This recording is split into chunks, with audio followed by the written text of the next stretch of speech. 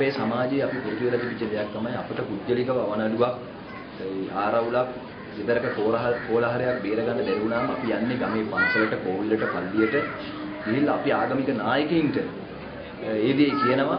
සමහර වෙලාවට රටේ නීතියට වඩා ආගමික සංස්ථාවන් අපට පිටිට වෙලා තියෙනවා. නමුත් අද වෙලා තියෙන දේ තමයි කාලයක් තිස්සේ තියෙන ආරවුලක ගමේ පන්සල ඇඳගෙන ආම්දුරංග ඝාතනය කරන මට්ටමට අපේ සමාජය අද පිරිහිලා තියෙනවා. මේ පේන්නේ වෙන මොකක්වත් නෙවෙයි අපේ සමාජයක් හැටියට රටක් හැටියට අපි පත් වෙලා කියන අන්තසමත.